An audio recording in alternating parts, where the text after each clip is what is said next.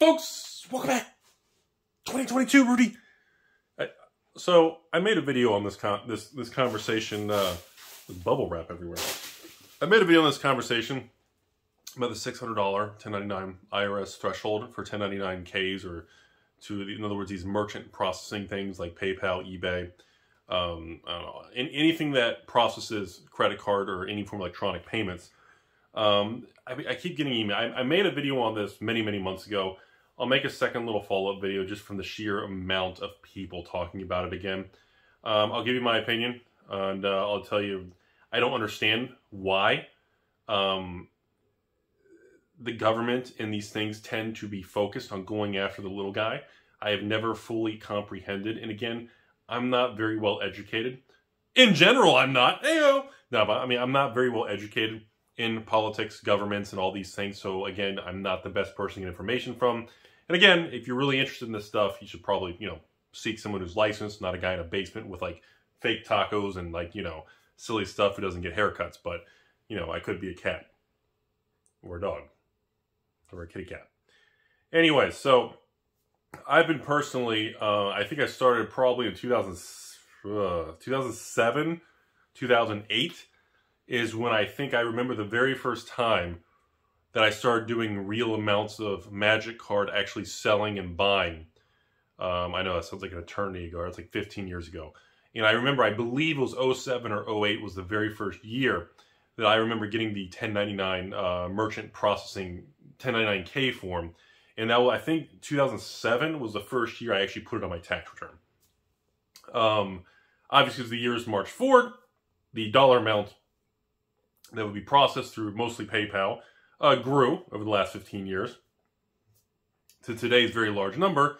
And, so when this rule changed, it's, you guys need to understand something. I'm going to be very blunt and very just brutal about this. This whole reducing the threshold of generating tax forms from 20,000 or more. In other words, people who do a lot of money, you get a tax form. People who are under 20,000 a year and, a certain quantity of transactions, all this crap, they never got tax forms before. So to be very blunt about the whole thing, essentially, people like me, other large stores, large dealers who are handling and processing a lot of transactions and payments, nothing's changed for us. So that's why you're not hearing other stores and big companies talk about it, because they don't care. We've been doing it all along. I've been making quarterly tax payments since the mid-2000s, okay? My quarterly tax payments from like 10 years ago started at paying maybe like $1,000 a quarter, then it grew to $15, it grew to a couple $1,000s a quarter, and now I don't even make quarterly tax payments that are under $10,000 plus a quarter. Like, I voluntarily pay that to the IRS quarterly because that's what a self-employed sole proprietorship type business is supposed to do. Do I like doing that? Does that sound crazy? It is, but that's, again, I'm not going to tell you, don't pay your taxes and try to skim this. I mean, I voluntarily pay the quarterly thing. I've been doing it for years. And right now, the biggest thing that's shaking it up is, simply put, the people who literally just flip one card for $700 on eBay are suddenly getting a tax form for selling a single Magic card for $700. Bizarre Rudy's X, I don't know. And suddenly they're just like, what do I do with this? And some people are like, screw that, I ain't doing nothing, they throw it away. Other people are just like, oh, well, what's my cost basis? How do I put that on there? It says I got $700. If I just put 0, I have to pay taxes on the full $700. So you need some sort of cost basis so that when you enter in your taxes, it will take your starting and your ending, the balance difference, and it will give you the net profit gain based on what you say you paid for the item that you flipped or sold. And that's where things become messy. Because most people who are doing just, they work a regular job, they have a family with 69 kids, they got their step family doing laundry for them. They're not going to know what this one Magic card in grandma's attic from the Great Hamster Gerbil War of the 1800s, they don't remember what they paid for that card. And honestly, they sell that card, they say, wow, I want to go out and, I want to live it up, and I'm going to sell this one card for $601, and that's what the bidding ends. And all of a sudden, they get a tax form a year later. And that's what's causing all the hype. And that's why you're not seeing a lot of bigger people talk about it, because it doesn't impact the bigger businesses and stores, because nothing changes for me or them. So now to take a pause from it, Do I understand why they're doing this? Yeah, the government needs money. And I'll be blunt about it again, just like I did in the video like 6 months to a year ago. The government needs money. And quite simply put, and this is going to piss a lot of people off, lower income, poor people are easier targets. In my perspective, that's what the government thinks. In my point of view, at least if I have to give you the Rudy opinion, they feel by lowering that threshold to all the way down to $600, that anyone who gets these little tiny tax forms are mostly going to be regular working individuals or families. And they're not going to know how to handle it. They usually just take the W-2, they enter their taxes online, beep, boop, boop, they get a couple thousand refund, it gets deposited in their bank, they move on. They print out a hard copy, they go eat dinner at Taco Bell. Those people are usually not going to say, oh, what's this little form for $600? Who cares? And you have to understand, if you get a 1099 issued to you, 1099K, if you get a 1099 anything issued to you, you have to put it on your tax return. It's not optional. It's not, well, my goldfish said, my Rudy creepy. No, you have to report it. If you get that copy in the mail, the IRS gets a copy. If the firm, the merchant, the payment processor, the bank generates that form, if you can see the form, the government and the IRS gets a copy of the form. And what happens is when you go beep, boop, boop, boop, boop, boop, boop, boop, and you submit that, some little old grandma doesn't go, oh, let's see if the tax form is here. No, that's not what happens. The computer takes your social in the United States. I don't know about the rest of the world. I apologize, everybody. The computer system scans your social in the database to see any other 1099s, and the computer will scan it to see if that is found on your paperwork. It's automated. And if it's not, boop, you trip a flag, and they usually send out a form, a CP 2000 or some other generic form.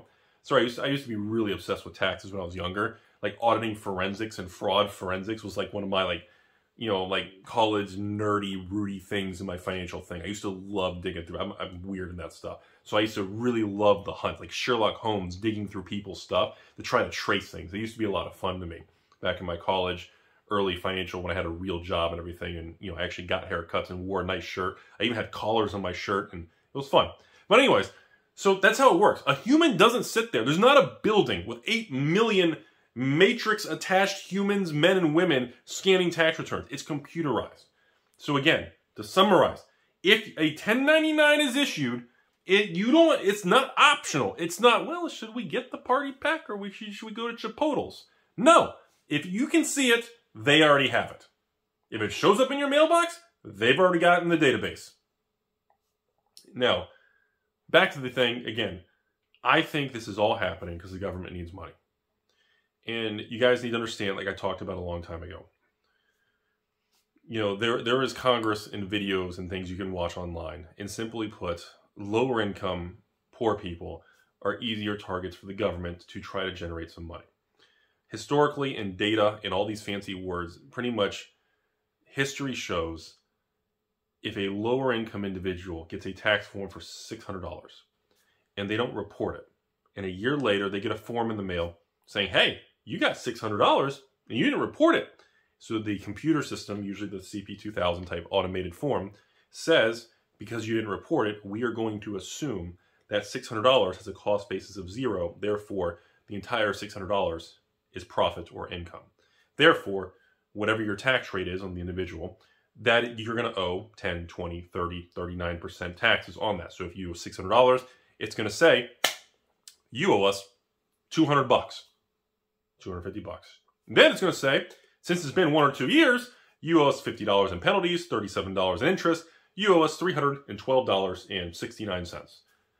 And I'll be very honest, they know that the system knows that you and I know most of those individuals are not going to fight the IRS or submit counter documentation. They're going to send a check for $300, $312.69. They're going to do it. That's what the average person is going to do. IRS gets a couple $100. They close it out. No human ever even looked at your paperwork. No human ever even did anything. Low overhead, low cost of business, all automation, and the federal government generates a couple $100. You multiply that out by an estimated over 1 million people that'll probably do that. What's $1 million times $312.69? That's a lot of 300 millions, isn't it? So, in my opinion, I believe that's why it's engineered that way. They know that I know if you audit or flag a wealthy individual, they lawyer up. They'll drag your butt through court for years. If you're going after some dude who owns, you know, I don't know, $1 billion worth of real estate and I don't know, private jets and all this stuff and 14 companies, you know, most likely they get flagged every year by the IRS already for handling billions of dollars. And, you know, looking into or combing through their stuff is going to be extraordinarily expensive. And they're going to turn around and just pay, they have attorneys and on full retainer and everything, and they're going to push back, and it's going to cost the government fortunes to go after getting money from them. And there's no guarantee you'll get anything after years worth of expenses and labor and transportation and payroll costs. So, unfortunately, in my point of view, the government thinks that lower income people are sitting ducks and easier targets to get small amounts of money multiplied by a large quantity of individuals. The regular, like I said, your local Timmy's Emporium card store, your local Taco Bell, your local, you know, Chick-fil-A and the waffle fries and the drive-through, the speed bump is modern. Remember all that? You know, they don't really have much. There's not really, it's the same, like I said, a card store like me or a food place like that, there's not much. I literally say, you know, well, Rudy, your PayPal shows you did $699,069 in PayPal, $10.99. It's like, yeah, that's correct. Okay, I see it on your tax return. Well, is that all profit? Oh, no. Actually, here's all my shipping receipts. I have paperwork documentation. Oh, here's all my distributor receipts with the dates showing the same tax year and lining up to the shipments of the quantity of products. And here's the overhead for every month times 12 for the year. Here's the utilities. Here's the actual business. Here's the office. Here's the warehouse cost. I have a paper trail, or Timmy's Emporium. The actual stores who do this stuff, we have documentation of everything. There's really no way for them to say, well, that distributor receipt's no good. Well, why is that no good? That shows the cards that were sold. Here's the date of the transactions of the people who bought it, and it even has the name of the product on it. And here's proof of payment to the distributor. I mean, there's no wiggle room. It's just a straight up, you can see the money leave the bank account. Here's a receipt matching the date and the dollar amount. And then here's the PayPal for your sales revenue. So you know how much revenue the person made. You know the expenses. You have overhead. So you have your variable and your fixed cost. It doesn't have the complexity that's really worth trying to get any money out of. Because there's really not much hidden stuff to do. Everything's black and white, you know. And when you go to the, you know, the lower income individual who just sold, again, 3 cards for $1,000 on eBay, and they've had those cards for 20 years, they've never sold on eBay, and they get this random form, they're going to be like, well, I've had these since I was a kid. I paid like $10 for the cards, sold them for $1,000. I guess the right thing to do would be to put, I paid $10, I sold it for $1,000. Now the government is going to want, you know, well, you didn't net $1,000, you probably netted $800. So you netted $800, you paid $10, so you made almost $800 profit, and the government's probably going to want $200-300 of that money. That is the authentic, correct way to handle it. Now, unless you have proof that you paid a different dollar amount, you know, now you get into very he said, she said, complex things, and it's up to the individual to prove what they paid. And that's the difference between some of these kind of backpack dealers and individuals just trying to do a side hustle versus actual stores and bigger businesses that don't care about these changes. And that's really the whole video. We've talked about this already a while back ago. I still don't like it. I don't agree with what they're doing. I don't like the concept of lowering the bar so low that you capture millions of Americans for 1099s for a couple $100s. I don't like the principle and the concept of going after the people who are starting out and trying to do something and trying to ding them and nick them and chip them away. I don't agree with that concept, because I grew up, you know, with my family working in restaurants and everything, and my first job and working in restaurants and waiting tables and slinging drinks and all that stuff, you know, I was told that you need to build from the ground. And America and small business and mom and pop was the culture I was brought up in. I know what you're all saying. Ha, Rudy, that culture is dead. You were the last. Enjoy that one. You can read about it in the history. I know. But I believe in that, and I believe that was a lot of the middle class backbone of our United States, at least the culture the way it used to be. And I don't like the concept that the government is lowering these bars to go after the people towards the bottom so they can't move up and help slow them down. That's kind of my perspective of it. And, you know, some people are just going to say, oh, Rudy, they need to pay their taxes anyways. Oh, well, Rudy, just, you know what? Everyone should pay their fair share. And I'm not going to disagree with all that.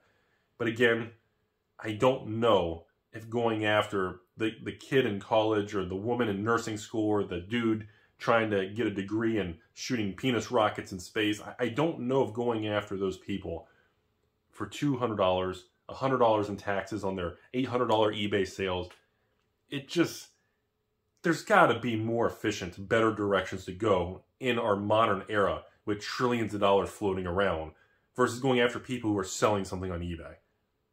You see, I mean, that it just doesn't, it feels dirty. It feels off.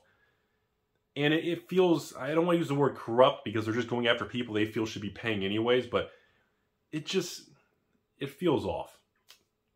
That's my thought. That's my thought process on the whole thing. I'm really not going to make any more videos on this. It's kind of a redundant video, but it kind of is what it is. It's just kind of, yeah, it is what it is. I don't know.